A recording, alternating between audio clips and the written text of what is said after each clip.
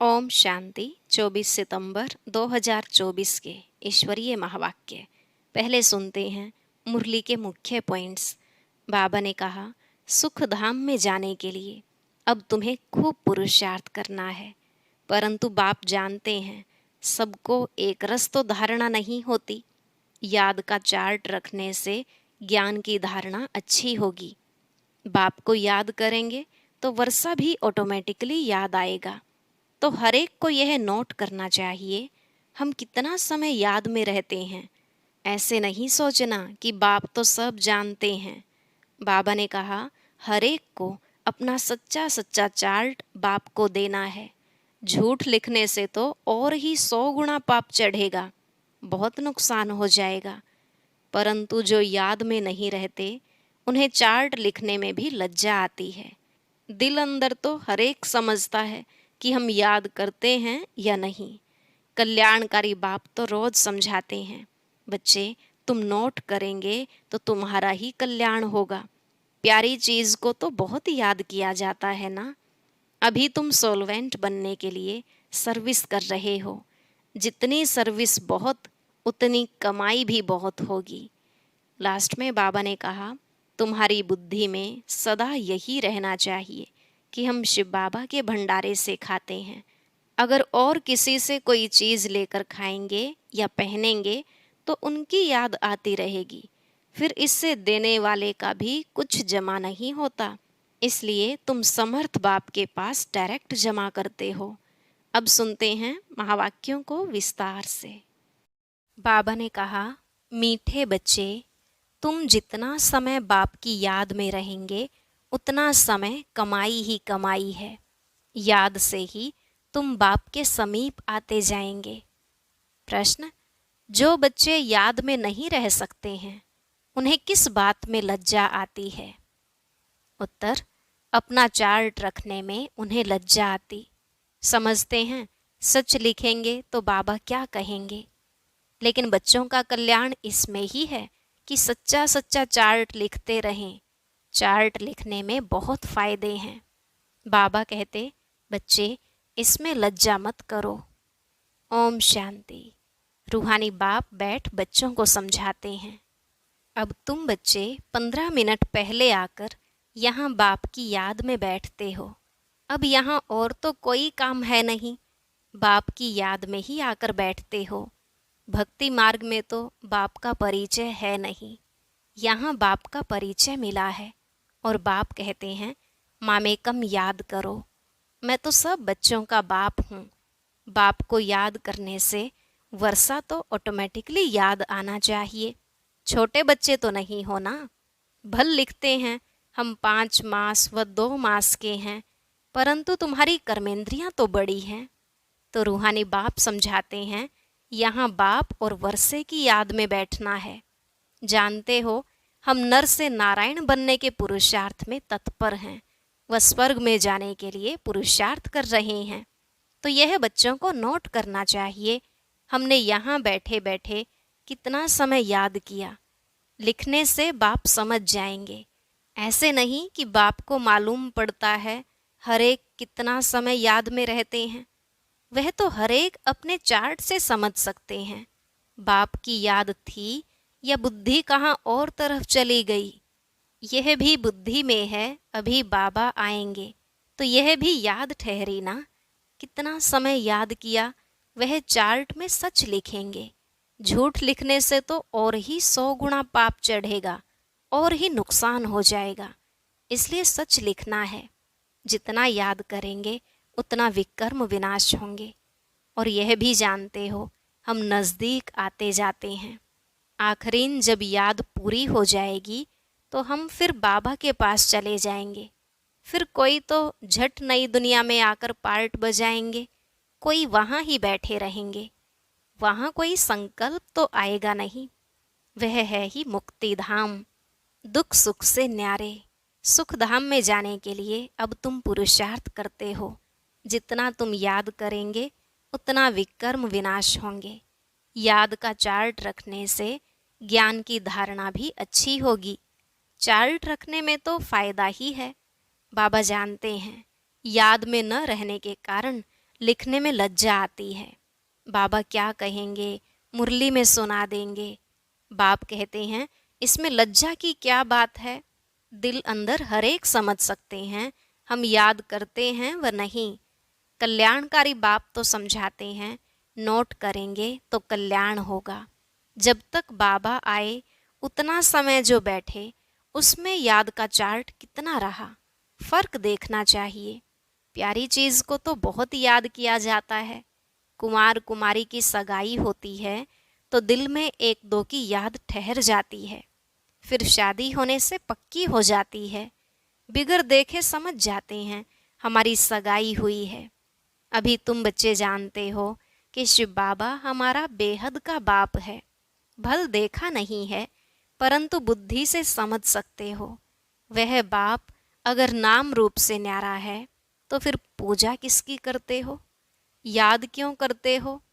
नाम रूप से न्यारी बेअंत तो कोई चीज होती नहीं। जरूर चीज को देखा जाता है तब वर्णन होता है। आकाश को भी देखते हैं ना, बेअंत कह नहीं सकते। भक्ति मार्ग में भगवान को याद करते हैं, हे भगवान, तो बेअंत थोड़े ही कहेंगे। हे भगवान कहने से तो झट उनकी याद आती है, तो जरूर कोई चीज है। आत्मा को भी जाना जाता है, देखा नहीं जाता। सब आत्माओं का एक ही बाप होता है, उनको भी जाना जाता है। तुम बच्चे जानते हो बाप आकर पढ़ाते भी हैं। आगे यह मालूम नहीं था कि पढ़ाते भी हैं। श्री कृष्ण का नाम डाल दिया है। श्री कृष्ण तो इन आँखों से देखने में आता है, उनके लिए तो बेअंत नाम रूप से न्यारा कह न सके। श्री कृष्ण तो कभी कहेंगे नहीं मामेकम याद करो, वह तो सम्मुख है, उनको बाबा भी नहीं कहेंगे। माताएं तो श्री कृष्ण को बच्चा समझ गोद में बिठाती हैं। जन्माष्टमी पर छोटे श्री कृष्ण को झुलाएंगे, क्या सदैव छोटा ही है। फिर रास विलास भी करते हैं तो जरूर थोड़ा बड़ा हुआ, फिर उनसे बड़ा हुआ, वह क्या हुआ, कहाँ गया, किसको भी पता नहीं। सदैव छोटा शरीर तो नहीं होगा ना, कुछ भी ख्याल नहीं करते हैं। यह पूजा आदि की रस्म चली आती है, ज्ञान तो कोई में है नहीं। दिखाते हैं श्री कृष्ण ने कंसपुरी में जन्म लिया। अब कंसपुरी की तो बात ही नहीं, कोई का भी विचार नहीं चलता। भक्त लोग तो कहेंगे श्री कृष्ण हाजिरा हजूर है, फिर उनको स्नान भी कराते हैं, खिलाते भी हैं। अब वह खाता तो नहीं, रखते हैं मूर्ति के सामने और खुद खा लेते हैं। यह भी भक्ति मार्ग हुआ ना। श्रीनाथ जी पर इतना भोग लगाते हैं, वह तो खाता नहीं, खुद खा जाते हैं। देवियों की पूजा में भी ऐसे करते हैं, खुद ही देवियां बनाते हैं, उनकी पूजा आदि कर फिर डुबो देते हैं। जेवरात आदि उतार कर डुबोते हैं, फिर वहाँ तो बहुत रहते हैं। जिसको जो हाथ में आया वह उठा लेते हैं। देवियों की ही जास्ती पूजा होती है। लक्ष्मी और दुर्गा दोनों की मूर्तियां बनाते हैं। बड़ी मम्मा भी यहाँ बैठी है ना, जिसको ब्रह्मपुत्रा भी कहते हैं। समझेंगे ना कि इस जन्म और भविष्य के रूप की पूजा कर रहे हैं। कितना वंडरफुल ड्रामा है। ऐसी ऐसी बातें शास्त्रों में आ ना सके, यह है प्रैक्टिकल एक्टिविटी। तुम बच्चों को अब ज्ञान है, समझते हो। सबसे जास्ती चित्र बनाए हैं आत्माओं के। जब रुद्र यज्ञ रचते हैं तो लाखों शालिग्राम बनाते हैं। देवियों के कब लाखों चित्र नहीं बनाएंगे, वह तो जितने पुजारी होंगे उतनी देवियां बनाते होंगे। वह तो एक ही टाइम पर लाख शालिग्राम बनाते हैं। उनका कोई फिक्स दिन नहीं होता है, कोई मुहूर्त आदि नहीं होता है। जैसे देवियों की पूजा फिक्स टाइम पर होती है। सेठ लोगों को तो जब ख्याल में आएगा कि रुद्र या शालिग्राम रचें तो ब्राह्मण बुलाएंगे। रुद्र कहा जाता है एक बाप को। फिर उनके साथ ढेर शालिग्राम बनाते हैं। वो सेठ लोग कहते हैं इतने शालिग्राम बनाओ। उनकी तिथि तारीख कोई मुकर्रर नहीं होती। ऐसे भी नहीं कि शिव जयंती पर ही रुद्र पूजा करते हैं, नहीं। अक्सर करके शुभ दिन बृहस्पति को ही रखते हैं। दीपमाला पर लक्ष्मी का चित्र थाली में रखकर उनकी पूजा करते हैं, फिर रख देते हैं। वह है महालक्ष्मी। युगल है ना। मनुष्य इन बातों को जानते नहीं। लक्ष्मी को पैसे कहाँ से मिलेंगे? युगल तो चाहिए ना। तो यह लक्ष्मी नारायण युगल हैं। नाम फिर महालक्ष्मी रख देते हैं। देवियां कब हुई, महालक्ष्मी कब होकर गई, यह सब बातें मनुष्य नहीं जानते हैं। तुमको अब बाप बैठ समझाते हैं। तुम्हारे में भी सबको एक रस धारणा नहीं होती है। बाबा इतना सब समझाकर फिर भी कहते, शिव बाबा याद है, वर्षा याद है। मूल बात है यह, भक्ति मार्ग में कितना पैसा वेस्ट करते हैं। यहाँ तुम्हारी पाई भी वेस्ट नहीं होती है। तुम सर्विस करते हो सोलवेंट बनने के लिए। भक्ति मार्ग में तो बहुत पैसे खर्च करते हैं, इनसोल्वेंट बन पड़ते हैं, सब मिट्टी में मिल जाता है। कितना फर्क है। इस समय जो कुछ करते हैं वह ईश्वरीय सर्विस में शिव बाबा को देते हैं। शिव बाबा तो खाते नहीं हैं, खाते तुम हो। तुम ब्राह्मण बीच में ट्रस्टी हो, ब्रह्मा को नहीं देते हो, तुम शिव बाबा को देते हो। कहते हैं बाबा आपके लिए धोती कमीज लाई है। बाबा कहते हैं इनको देने से तुम्हारा कुछ भी जमा नहीं होगा। जमा वह होता है जो तुम शिव बाबा को याद कर इनको देते हो। फिर यह तो समझते हैं ब्राह्मण शिव बाबा के खजाने से ही पलते हैं। बाबा से पूछने की दरकार नहीं है कि क्या भेजूं। यह तो लेंगे नहीं, तुम्हारा जमा ही नहीं होगा। अगर ब्रह्मा को याद किया तो ब्रह्मा को तो लेना है शिव बाबा के खजाने से, तो शिव बाबा ही याद पड़ेगा। तुम्हारी चीज क्यों लेवें? बीके को देना भी रॉन्ग है। बाबा ने समझाया है, तुम कोई से भी चीज लेकर पहनेंगे तो उनकी याद आती रहेगी। कोई हल्की चीज है तो उनकी बात नहीं, अच्छी चीज तो और ही याद दिलाएगी, फलाने ने यह दिया है। उनका कुछ जमा तो होता नहीं तो घाटा पड़ा ना। शिव बाबा कहते हैं मामे कम याद करो, मुझे कपड़े आदि की दरकार नहीं। कपड़े आदि बच्चों को चाहिए, वह शिव बाबा के खजाने से पहनेंगे। मुझे तो अपना शरीर है नहीं, यह तो शिव बाबा के खजाने से लेने के हकदार हैं। राजाई के भी हकदार हैं। बाप के घर में ही बच्चे खाते पीते हैं ना। तुम भी सर्विस करते कमाई करते रहते हो। जितनी सर्विस बहुत, उतनी बहुत कमाई होगी। खाएंगे पिएंगे शिव बाबा के भंडारे से, उनको नहीं देंगे तो जमा ही नहीं होगा। शिव बाबा को ही देना होता है। बाबा आपसे भविष्य 21 जन्मों के लिए पद्मा पदमपति बनेंगे। पैसे तो खत्म हो जाएंगे, इसलिए समर्थ को हम दे देते हैं। बाप समर्थ है ना, 21 जन्मों के लिए वह देते हैं। इनडायरेक्ट भी ईश्वर अर्थ देते हैं ना। इनडायरेक्ट में इतना समर्थ नहीं है, अभी तो बहुत समर्थ है क्योंकि सम्मुख है। वर्ल्ड ऑलमाइटी अथॉरिटी इस समय के लिए है। ईश्वर अर्थ कुछ दान पुण्य करते हैं तो अल्पकाल के लिए कुछ मिल जाता है। यहाँ तो बाप तुमको समझाते हैं मैं सम्मुख हूँ, मैं ही देने वाला हूँ।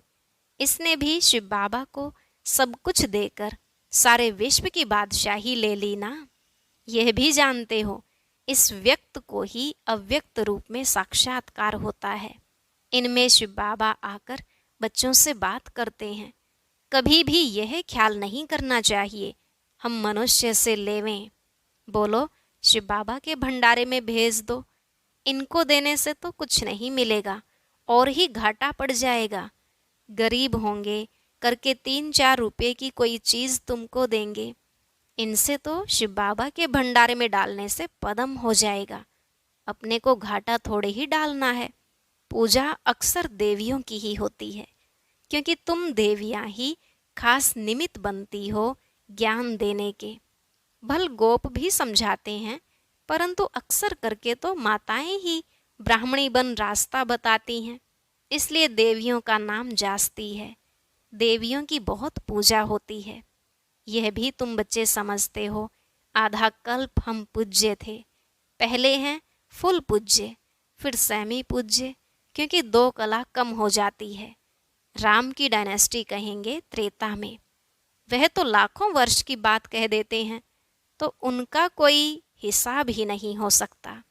भक्ति मार्ग वालों की बुद्धि में और तुम्हारी बुद्धि में कितना रात दिन का फर्क है। तुम हो ईश्वरीय बुद्धि, वह है रावण की बुद्धि। तुम्हारी बुद्धि में है कि यह सारा चक्र ही 5000 वर्ष का है जो फिरता रहता है। जो रात में है वह कहते हैं लाखों वर्ष, जो दिन में है वह कहते 5000 वर्ष। आधा कल्प भक्ति मार्ग में तुमने असत्य बातें सुनी हैं।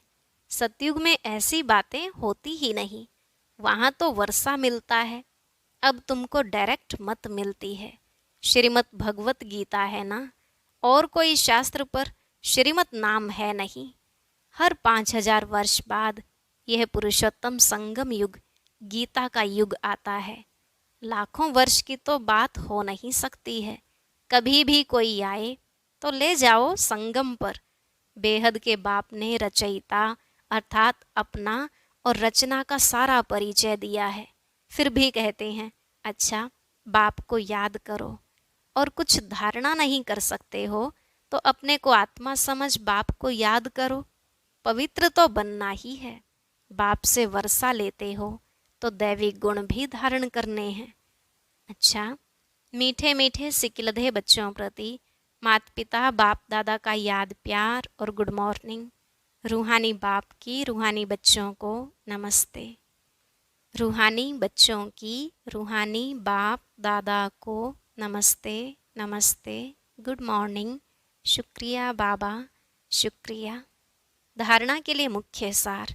पहला पॉइंट, 21 जन्मों के लिए पद्मों की कमाई जमा करने के लिए डायरेक्ट ईश्वरीय सेवा में सब कुछ सफल करना है। ट्रस्टी बन शिव बाबा के नाम पर सेवा करनी है। दूसरा, याद में जितना समय बैठते उतना समय बुद्धि कहाँ कहाँ गई यह चेक करना है। अपना सच्चा सच्चा पोता मेल रखना है। नर से नारायण बनने के लिए बाप और वर्षे की याद में रहना है। आज का वरदान, विस्मृति की दुनिया से निकल, स्मृति स्वरूप रह, हीरो पार्ट बजाने वाले विशेष आत्मा भव। विस्मृति की दुनिया से निकल, स्मृति स्वरूप रह, हीरो पार्ट बजाने वाले विशेष आत्मा भव। बाबा ने कहा यह संगम युग स्मृति का युग है और कलयुग विस्मृति का युग है। आप सब विस्मृति की दुनिया से निकल आए। जो स्मृति स्वरूप हैं वही हीरो पार्ट बजाने वाली विशेष आत्मा है। इस समय डबल हीरो हो। एक हीरे समान वैल्यूएबल बने हो, दूसरा हीरो पार्ट है। तो यही दिल का गीत सदा बजता रहे कि वाह मेरा श्रेष्ठ भाग्य। जैसे देह का ऑक्यूपेशन याद रहता है, ऐसे ये अविनाशी ऑक्यूपेशन कि मैं श्रेष्ठ आत्मा हूँ याद रहे, तब कहेंगे विशेष आत्मा।